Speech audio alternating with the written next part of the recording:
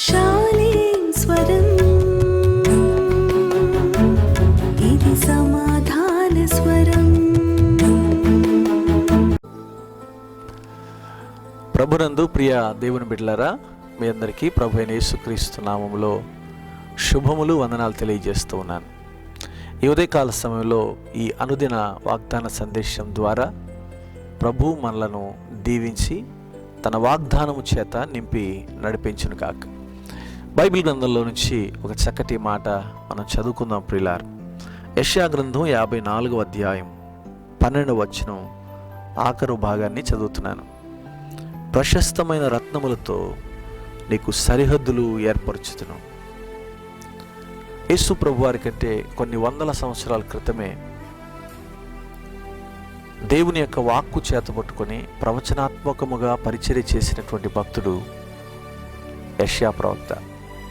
ఈ యెషయా ప్రవక్త దేవుని యొక్క వాక్యాన్ని చేతబట్టుకొని, ప్రవచనాన్ని చేతబట్టుకొని, వాగ్దానాన్ని చేతబట్టుకొని, హెచ్చరికను చేతబట్టుకొని ఇశ్రాయేలు ప్రజల మధ్య సంచరించారు. ఆనాటి ఇశ్రాయేలీలకే కానీ నేటి ఆధునిక క్రైస్తవ సమాజమైన సంఘమైన మనందరితో కూడా దేవుడు చేస్తున్నటువంటి వాగ్దానాలు, హెచ్చరికలు ఈ యెషయా గ్రంథంలో మనకు కనబడతాయి. 54వ అధ్యాయంలో మనం గమనిస్తే చాలా విశేషమైన వాగ్దానం మనకు కనబడుతుంది. ప్రశస్తమైన రత్నములతో నేను నీకు సరిహద్దులను ఏర్పరుస్తాను. ప్రియులారా, సరిహద్దును ఏర్పాటు చేయడం చాలా ప్రాముఖ్యమైనది. ఎందుకంటే దేవుడు మనకు సరిహద్దులను ఏర్పరుస్తూ ఉన్నాను అన్నాడు.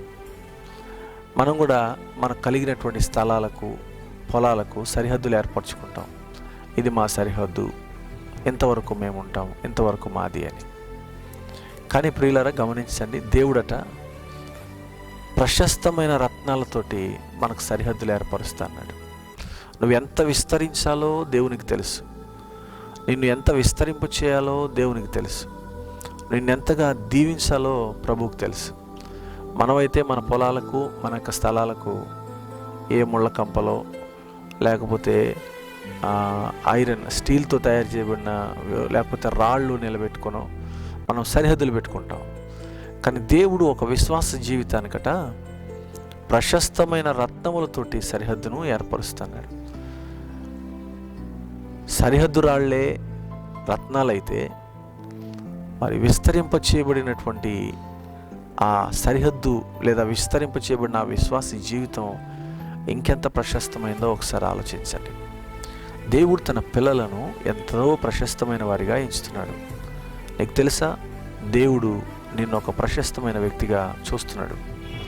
You are not a ordinary person, you are a extraordinary person in the sight of the lord.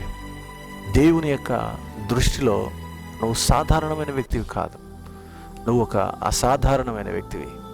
అందుకే నీకు ఆయన ప్రశస్తమైన రత్నాలను ఏర్పరిచి సిద్ధపరిచి ప్రశస్తమైన రత్నములతో నిన్ను ఆయన తయారు చేస్తున్నాడు, సరిహద్దులు పెడుతున్నాడు, నిన్ను విస్తరింప చేస్తున్నాడు. దేవుని యొక్క కాపుదల నీకు ఉంది. 11వ వచనం ఇదే అధ్యాయం చదివితే, ప్రయాసపడి గాలివాన చేత కొట్టబడి ఆదరణ లేక ఉన్నదాన నీలాంజనములతో నేను నిన్ను కడతానన్నాడు. ఇదిగో, ప్రయాస చేత ఉన్న మనకు, ఆదరణ లేక ఉన్న మనకు, నిరాశలో బ్రతుకుతున్న మనకు దేవుని యొక్క సన్నిధిలో దీవెనకరముగా బ్రతకటానికి సిద్ధపడేటువంటి మన జీవితాల్లో కలిగేటువంటి ఒక అద్భుతమైనటువంటి ఆశీర్వాదం ఇది. ప్రశస్తమైన రత్నాలతో మన కొరకు ఆయన సరిహద్దుని ఏర్పరిచి ఆ సరిహద్దులో నేను కావలిగా ఉండి నిన్ను పోషించి నిన్ను సిద్ధపరిచి తన రాజ్య వారసునిగా చేయటమే దేవుని యొక్క లక్ష్యం.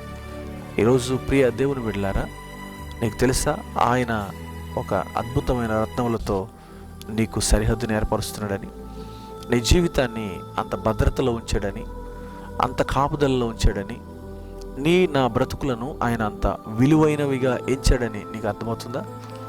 ఈరోజు తెలుసుకో, నా ప్రభు మాట, నిన్ను ప్రశస్తమైన రత్నములతో నీకు సరిహద్దులు ఏర్పరుస్తున్నాడు. మన జీవితాలు దేవుని దృష్టికి విలువగా ఎంచబడుతున్నాయి. ప్రభువా, నన్ను విలువగా ఎంచినందుకు నేను స్తుతిస్తున్నానయ్యా అని ప్రభు సన్నిధిలో ఘనముగా ముందుకు సాగిపోదాం. దేవుడి మాటలు దీవించును గాక. ప్రార్థన చేస్తాను. ప్రేమ కలిగిన మా తండ్రి, కొన్ని మాటలు నీ వాక్యంలోంచి ధ్యానం చేశాం. ప్రశస్తమైన రత్నాలతో మాకు సరిహద్దులు ఏర్పరిచే దేవుడవు. నీ దీవెన మాకు అనుగ్రహించి మమ్మల్ని విలువైన వారిగా ఎంచినందుకు నేను స్తుతిస్తూ నీ చేతులకే మమ్మల్ని సమర్పించుకుంటూ యేసు నామమున అడుగుచున్నాను తండ్రి. ఆమెన్.